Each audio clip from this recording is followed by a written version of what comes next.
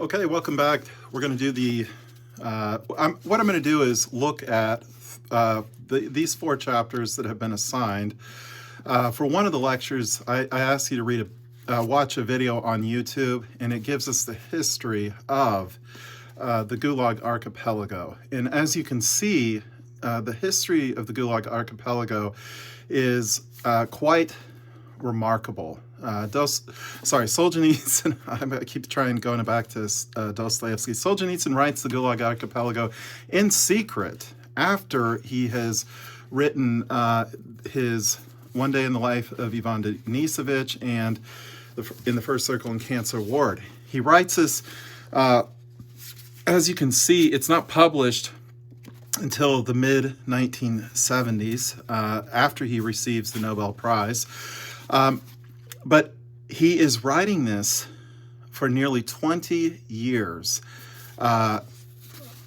compiling evidence that he receives from fans of Ivan Denisovich and the Cancer Ward and In the First Circle, especially, though, from fans of One Day in the Life of Ivan Denisovich. So what this text, the Gulag Archipelago, ultimately is an indictment against the Soviet Union. It's an indictment against the Soviet Union because it is essentially showing all of the horrors of communism to the world, in fact. What the Soviet Union allowed the world to see before this was extremely controlled. And their image of their world was very controlled as well. If a government official from another nation did a diplomatic visit, it was very controlled what they were allowed to see.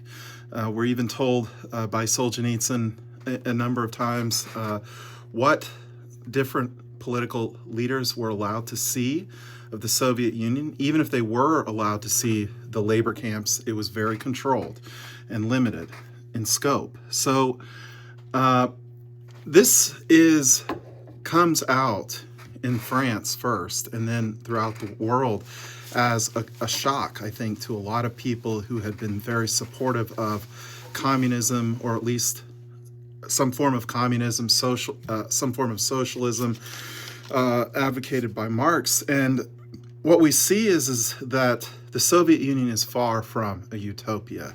And not only is it far from a utopia, it's also a place that's almost a mirror image of Nazi Germany in terms of the numbers of concentration camps, the numbers of prisoners.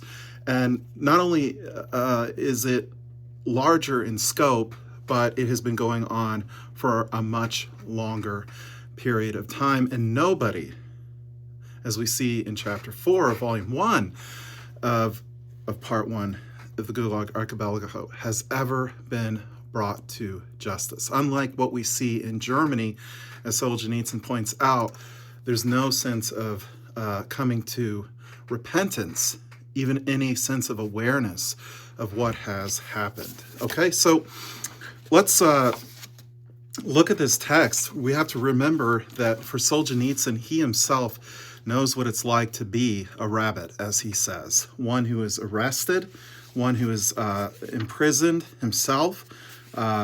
So he has the feel for it. And literally, as he says, the response is, who? Me? What have I done? This seems to be the fundamental question that everyone raises to themselves at their arrest. Me?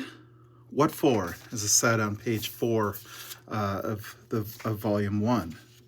Me? What for? So there's no sense in which those who are arrested for violations of Article 58, that is, politicals, there's no sense in which these politicals are guilty, really, of any criminal behavior or activity beyond some allegation of affiliation with a dissident of some kind. So, Solzhenitsyn speaks to his experience of arrest. Remember that he was himself a soldier, and he talks about the experience of how people are arrested. Sometimes people are arrested in their home late at night. Sometimes people are simply walking down the street or in the grocery store and they're picked up. Sometimes they're taken to the Bolshoi to see a play, and on the way home, they're picked up in a Black Maria and they're taken to the Lubyanka. So the Lubyanka is the headquarters of the KGB, or the GPU, NKVD, it is essentially where anyone in Moscow is going to be taken for questioning. And how one is taken, as I say, it is a surprise. And so because it's a surprise, people don't necessarily respond with an outburst. They don't necessarily respond with protestation. So as we're reading the Gulag Archipelago, and as we read each of these texts, it really helps if we can ourselves enter into the experience and ask ourselves, how would we respond? Living in an oppressive society, we see our friends, family members, co-workers, superiors arrested suddenly in the middle of the night. They just simply disappear. Do we object? And if we don't object, why don't we object? Or if we do object, how do we object? If we ourselves are arrested in a circumstance like this, how do we respond to the evil of being picked up in such a circumstance? Alexander Solzhenitsyn talks about in the first chapter about the experience of having to lead those who arrested him back to Moscow because they didn't know even how to read a map. He speaks about the irony of walking through the subways with his arresters and wanting to cry out about the injustice, but he says that he does not cry out. Why does he not cry out? The answer is because there weren't enough people to hear what he had to say. It would not have been enough for him to cry out in the subway system of Moscow that he had been unjustly arrested. And it would not be enough for him because not enough people would have heard his outcry. In fact, perhaps, arguably, undoubtedly, nothing would have happened at all. So what we're left with is that if we read the entire Gulag Archipelago, which is beyond the scope of this course, unfortunately, and I hope that at some point in time you do get a chance to read it because it's a remarkable achievement in literature. And there's no question why Solzhenitsyn received the Nobel Prize in 1970. He is an amazing author and has a remarkable ability to engage in what feels like a dialogue. So he's an incredible author, wonderful writer, and no question why he receives the Nobel Prize.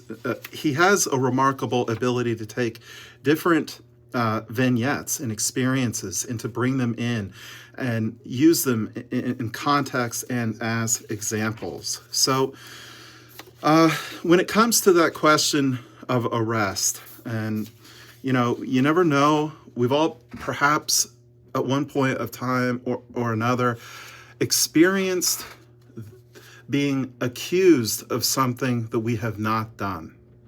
And there's no better example of a false accusation than Jesus before Pontius Pilate, than Jesus before the high priest. His response is one of silence. Jesus' response to the accusation of wrongdoing, the unjust accusation of wrongdoing, of silence, his response of silence is demonstrative for us.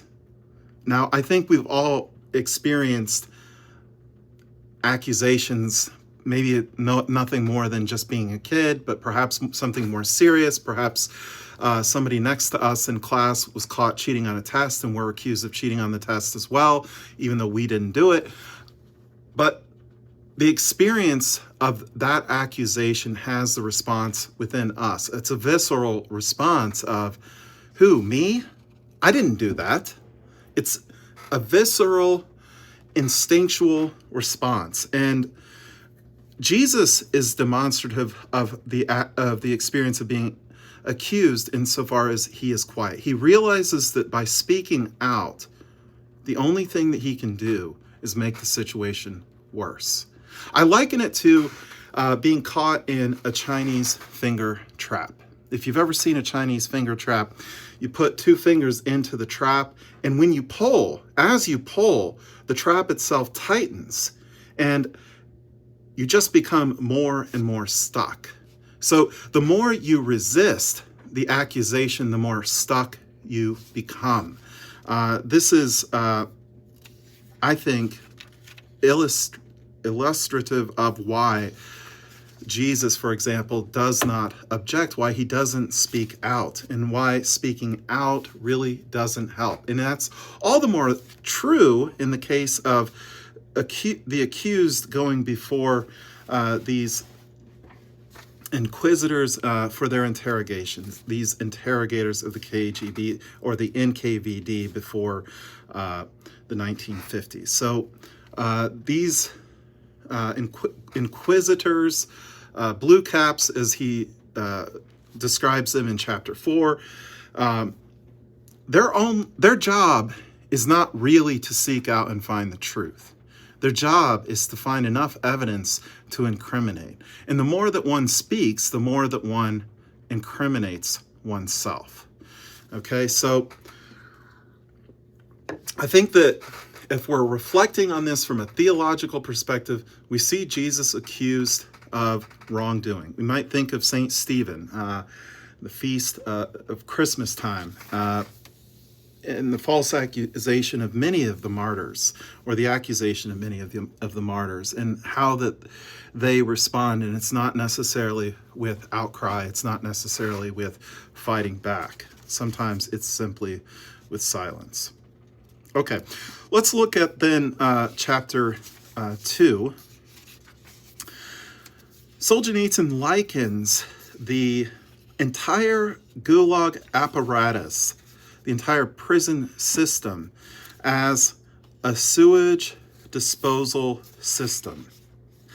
And he talks about all of the different ways in which people are arrested. Now, if you study the communist revolution, the Russian communist revolution, what you see is that Lenin is single-minded in who he accepts as a partner with him in leading the government. It's very quick after the revolution, the October Revolution, when Lenin takes over the Russian government, that the Bolshevik Party becomes the single party. And he does it in a way that is very manipulative, very bullying, forcing out anybody who has a differing opinion. So from the very beginning, in 1918, okay, so we're talking about the October Revolution happening in 1917, but by 1918, we already have set up concentration camps to deal with those who are considered social dissidents, those who disagree. And of course, immediately after the end of World War I, with the Treaty of Brest-Litovsk, the signing of the Treaty of Brest-Litovsk, for Russia, the Civil War begins. So immediately, the Reds, that is the Bolsheviks, see as their enemy anyone who is against them. Everyone who's against them is considered a white. It's not just the Mensheviks, even if they are the most dominant party. It's literally anybody who is against them. And so it becomes necessary to isolate these enemies. And so the purpose of the Cheka GPU, the secret police that Lenin establishes, is to arrest, to imprison, and ultimately to eliminate anybody who disagrees with them. Okay, so I don't need to talk about all of the challenges and difficulties that the early Soviet Union experiences, both during and post the Civil War, from an economic perspective. But they do most certainly experience many challenges. Lenin dies in 1924 of a stroke. Unfortunately, after Lenin, we see that the General Party Secretary, Joseph Stalin, essentially takes over the Soviet Union from that point forward. And make no mistake about it, Lenin is just as bad as Stalin, if not worse. Unfortunately or not, for Lenin, 1922 on, he's essentially severely compromised because of his health, having experienced a number of different strokes and eventually having a stroke that renders him unable to speak until he eventually dies. So, really what we see is that this is a part of the system. And, nobody is exempt, under Stalin in particular. It may start out with those who they consider to be religious dissidents or political dissidents. So anybody who was religious was subject to discrimination, subject to arrest.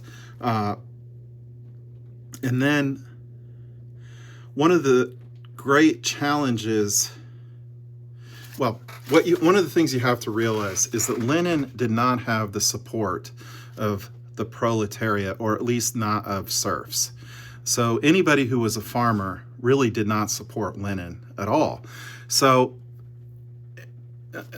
one of the ways in which he had to essentially dominate the farmers was that he had to create these collective farms. And so these one way of doing this is fulfilling an expectation that the serfs had. The serfs had an expectation that the land would be repartitioned.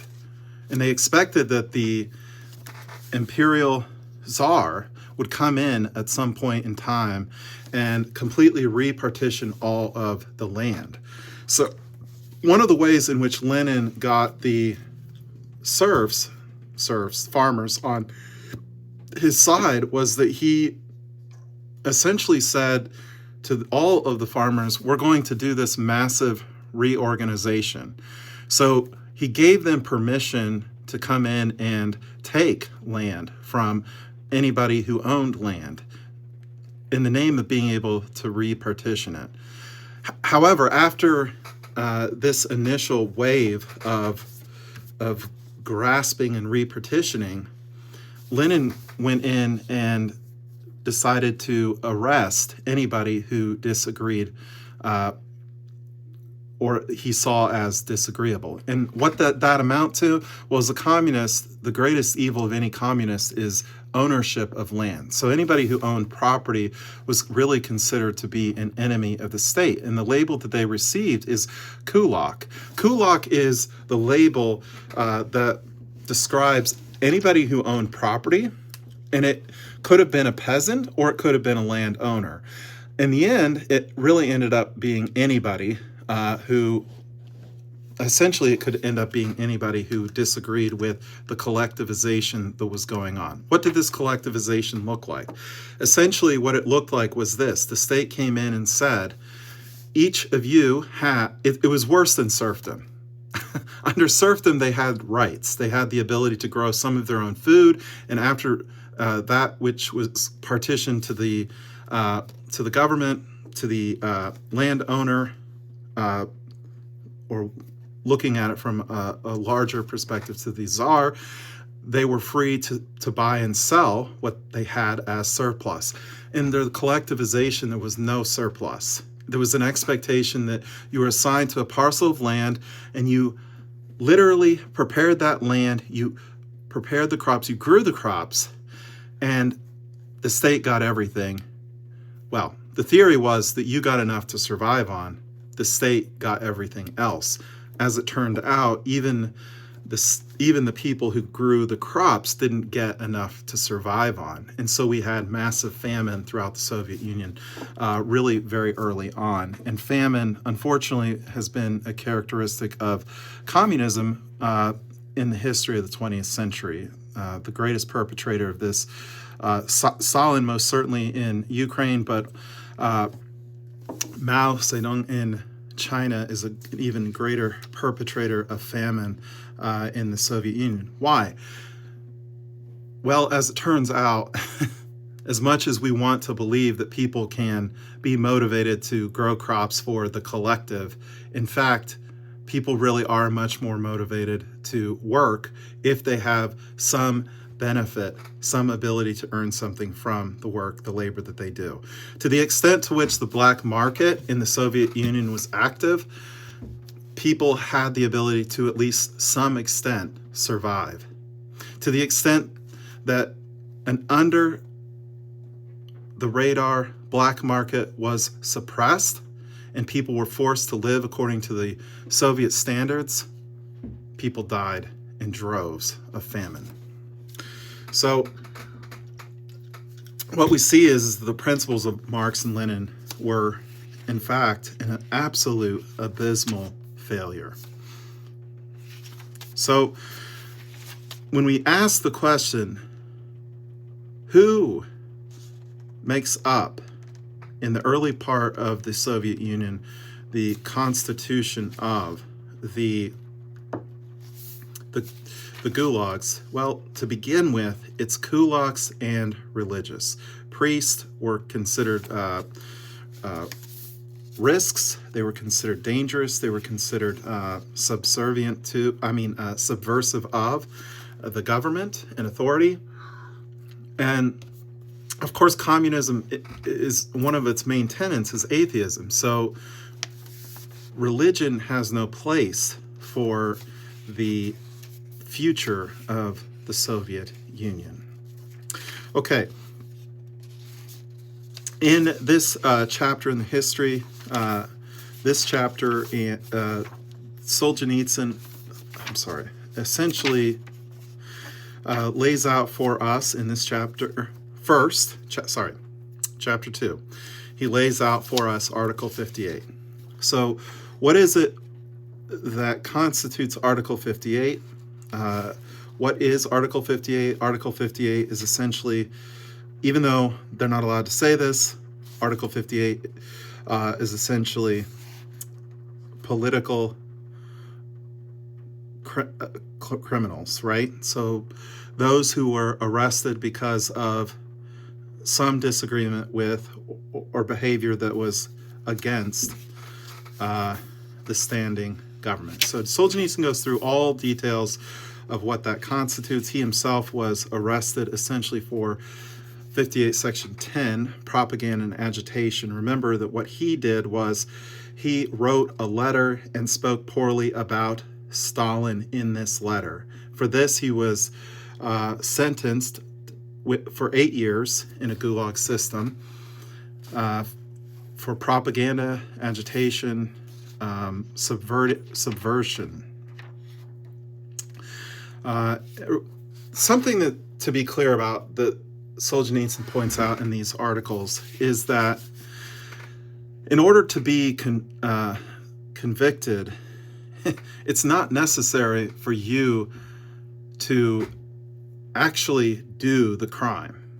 It's sufficient for them if you simply have the intention. And how do you prove intent without evidence? Obviously, that's not an easy thing to do. But as Solzhenitsyn points out in the following chapter on interrogation, it's really not about a person's guilt. Because if a person's been arrested, they're never going to find you innocent. You're going to do some time. Okay, one of the vignettes that Solzhenitsyn has in the Gulag Archipelago that I absolutely love, and it highlights the sense of togetherness that is expected of an enmeshed government system like Stalin's Soviet Union. And that's the district party conference where everyone starts clapping for Stalin. And who is going to be the first one to stop clapping? The first one to stop clapping is, as we see, arrested by the NKVD. And who is it? It is the factory owner, the one who is able to think for himself.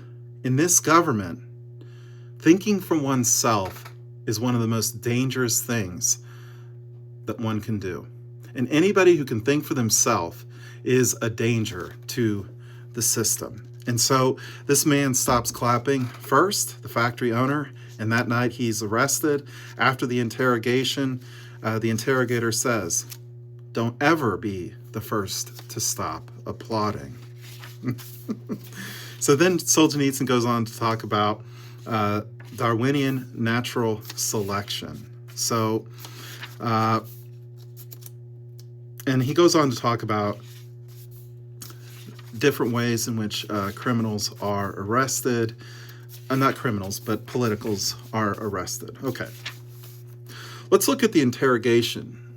In chapter 3, Solzhenitsyn talks about all of the different ways in which a criminal, political criminal, could be interrogated.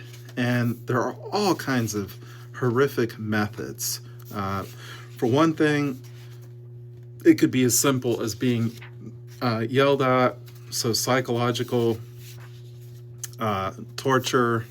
It could be lying, putting a cigarette out on somebody, the effect of lights, he talks about that, the sound, the effect of sound. There's all kinds of different things. And literally he lists 52 examples in the end, in this entire chapter. There are 52 examples of how the NKVD would interrogate criminals. And at the end, Solzhenitsyn has a little vignette himself in terms of how it is that we can survive an interrogation, because it's not about having the truth. It is not about being right. The question is, how do you survive interrogation? And for him, surprisingly, it's about having an ascetic attitude, an attitude of genuine detachment from desire. Here's how he describes it on page 130, Gulag Archipelago, chapter 3, the interrogation. So what is the answer? How can you stand your ground when you are weak and sensitive to pain, when people you love are still alive, when you are unprepared? What do you need to make you stronger than the interrogator and the whole trap? From the moment you go to prison, you must put your cozy past firmly behind you. At the very threshold, you must say to yourself, "My life is over. A little early, to be sure, but there's nothing to be done about it. I shall never return to freedom. I'm condemned to die, now or a little later. But later on, in truth, it will be even harder, and so sooner the better. I no longer have any property whatsoever. For me, those I love have died, and for them I have died. From today on, my body is useless and alien to me. Only my spirit and my conscience remain precious and important to me." Confronted by such a prisoner, the interrogation will tremble. Only the man who has renounced everything can win that victory. What an incredible and insightful awareness that Solzhenitsyn has. What's important in the face of such an adversary? Maintaining one's dignity. And for Solzhenitsyn, the maintenance of one's dignity is maintaining one's conscience, continuing to hold on to one's sense of freedom. And freedom is found in detachment. You no longer have your family, you no longer have your career, you no longer have your possessions. That sense of detachment is precisely what the interrogator cannot face and is afraid to face. And Solzhenitsyn later in the Gulag Archipelago gives us several examples of how some Christians, for example, were able to really hold up in a very heroic way to interrogation simply because they refused to give in. They refused to compromise themselves. Because one of the things that the interrogators try to do immediately is, who do you accuse? I need a list of names. So how do you maintain your own conscience? It's not just about not confessing to something you haven't done. It's also about not naming names. It's also about not wrongly accusing friends. Okay. Let's look at chapter 4, finally. This chapter, by the way, might be the most important chapter in this entire trilogy, in this entire volume. One of the most important things that Solzhenitsyn points to is the nature of the human person.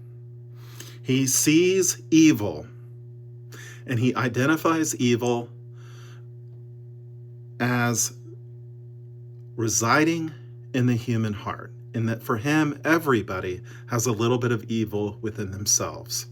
The dividing line between good and evil resides in the individual human heart of every person. This is a really important principle for Solzhenitsyn, and I would say it's a very Christian concept of evil as well.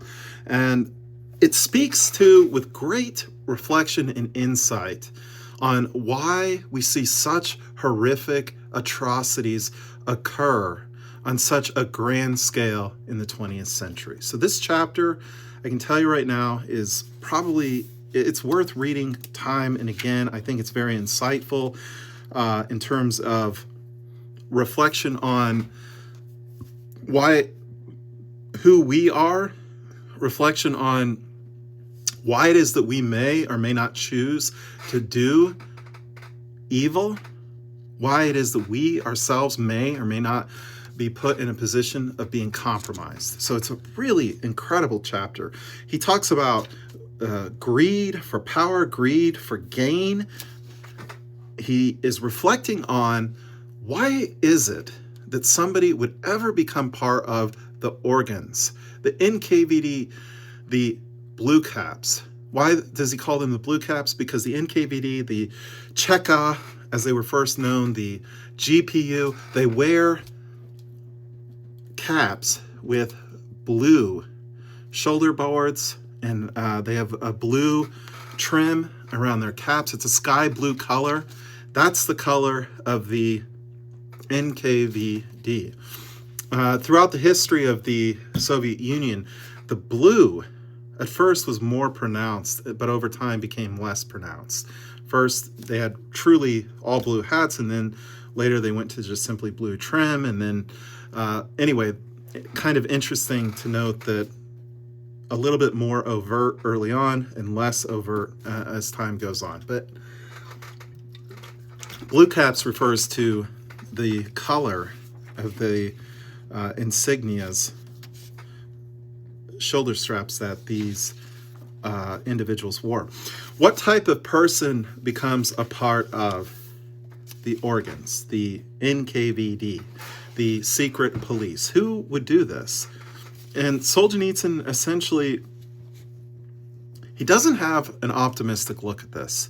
He doesn't see that it's possible for somebody to be good and a part of such an organization as the Cheka, the NKVD, KGB. He doesn't see that a good person can ultimately become a part of this, because as he sees it, the whole process of preparing a person to become one of these organs is a process of weeding out.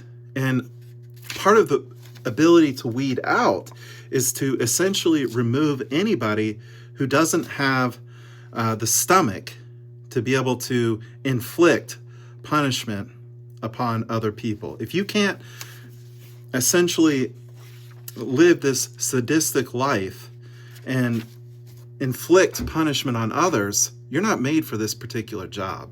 So the whole organization, in terms of its formation, how people are formed, is oriented in such a way that good people are ultimately weeded out, or they seek assignment in some other way. He even talks about himself having been kind of pushed towards joining the NKVD when he was studying physics and mathematics at the university.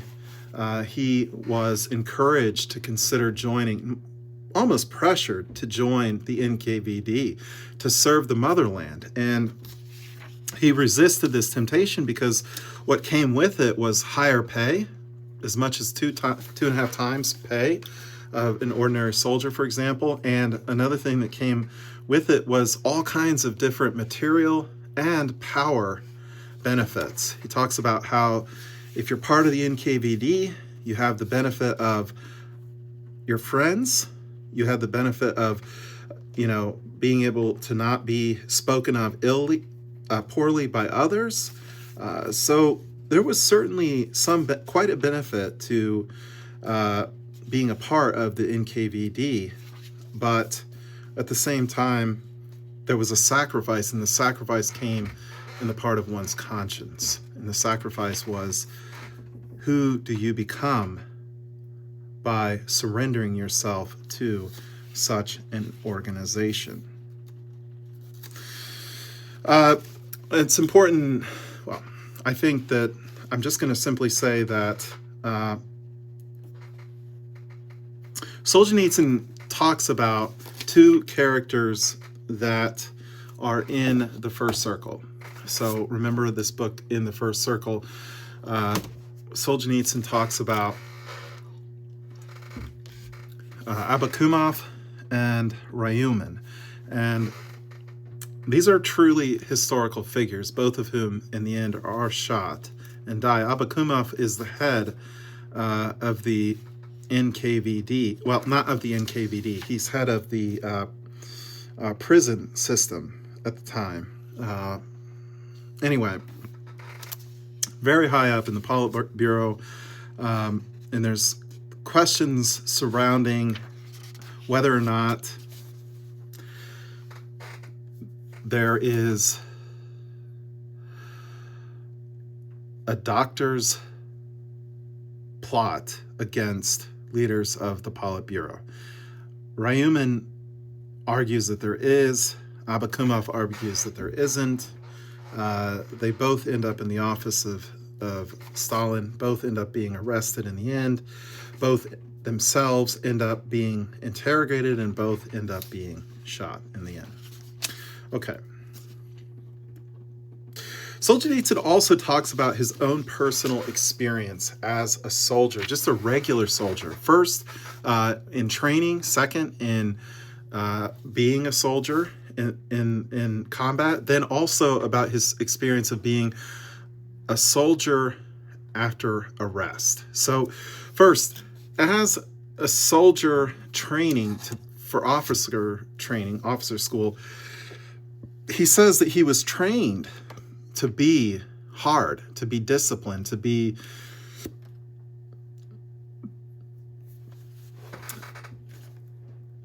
cold and calculating and evil towards his inferiors. And part of this was the fact that he himself in his training was treated that way as well. That if you can't make it through the process, then the result is that you end up going to Stalingrad. The immediate outcome of anybody who didn't pass or who failed out of military officer training, as Solzhenitsyn points out, is that you go to Stalingrad. And you know that Stalingrad was a meat processor during World War II. It would be a death sentence to be sent to Stalingrad, to be sure. He says, I love this quote, "Pride grows in the human heart like lard on a pig." Pride grows in the human heart like lard on a pig. I'll tell you, if for nothing else, the entire Gulag Archipelago has a ton of incredible quotes that are worth remembering. That image of how pride can grow within a person is a wonderful illustration. It's a wonderful image for us to think about. And he uses it as an example for himself, because when he is an officer. He is trained to be harsh. He's trained to be cold, calculating, and it's a simple life. You don't have recourse to a conscience. You don't think about what you're doing. You just simply do it because it's how you've been trained to do it. And he talks about how he poorly treated a soldier shortly after leaving school and getting into the fight, into the thick of things, and he is reprimanded by a colonel for his harsh treatment of the soldier, and he just simply says, well, this is how I was trained to treat people. I mean, this is the way we were trained in officer training. What's so wrong with it? So he acknowledges the fact that in some ways it's easy for one to get caught up in the wave of activity, in the wave of the way that things are, and then to simply fall in line and to do what you're told and to not question things. He understands that and experiences that very much himself in his own life. Ultimately, what we see, though, is, and what I find to be quite insightful, again, is what he has to say on evil. And this is page 168. If this chapter is the most important chapter in the entire 3-volume book, then 168, this paragraph, is the most important and most often quoted, by the way, section from the entire Gulag Archipelago. If only it were all so simple. If only there were evil people somewhere insidiously committing evil deeds, and it were necessary only to separate them from the rest of us and destroy them. Isn't that an experiment of the entire 20th century? This concept that there are evil people in the world, and if we just simply eliminate the evil people, the rest of us live in peace or a utopia. But the line dividing good and evil cuts through the heart of every human being. And who is willing to destroy a piece of his own heart? This is the most insightful part of the entire book. It's really, if we will, the theological anthropology of the Gulag Archipelago, which is the notion that evil lies, the line between good and evil is in the human heart. And we can't look at anybody as though they are entirely good or entirely evil. All of that having been said, he also speaks about a threshold. He talks about using the example from physics of light. He talks about how there is a threshold. And he uses this example of lithium, for example, that you can shine as much yellow light on lithium, a sample of lithium, as you want. It's not going to emit a single electron. But as soon as you shine the blue light, that is to say that you raise the threshold, as soon as you shine that blue light on lithium, you immediately get the emission of electrons. The difference is a threshold. And what's the key to the threshold? The key to the threshold for Solzhenitsyn is ideology. It's ideology that moves one from committing acts of murder on a small scale to committing acts of murder in the millions, and to do so, as Solzhenitsyn says, with a dry eye. And it is to say that for Solzhenitsyn, it's the ability to move that line within the human heart from a line between good and evil, and a line essentially that goes all the way over, so that evil does seem to completely dominate the human heart. And is it possible to have repentance after such an experience? He speaks about the difference between the Nazi Germany, the aftermath of World War II, the conviction of the Nazis, and 86,000 West German Nazis are brought to justice after World War II through, for example, the Nuremberg trials. He speaks of this in relationship to the evil that has been perpetrated by the Russian people and against the Russian people for the last 40 years. no one has been brought to justice. There's no sense of repentance. There's no sense of feeling sorry or acknowledging of evil that has been perpetrated against the people. What's going to be the effect? And this is really what's most disturbing, is to hear what Solzhenitsyn says is going to be the impact of this silence. And keeping silent about evil, this is page 178, by the way, of the Gulag Archipelago, and keeping silent about evil and burying it so deep within us that no sign of it appears on the surface, we are implanting it. And it will rise up 1,000-fold in the future. When we neither punish nor reproach evildoers, we are not simply protecting their trivial old age. We are not thereby ripping the foundation of we are thereby ripping the foundations of justice from beneath new generations. It is for this reason, and not because of the weakness of indoctrinational work, that they are growing up indifferent. So what he sees is that by remaining silent on the evil that is perpetrated against the people in the Soviet Union, we are not only ignoring and failing to bring to justice those who have perpetrated such crimes, we are also making it possible for these crimes to be repeated. And to be repeated, as he says, 1,000-fold.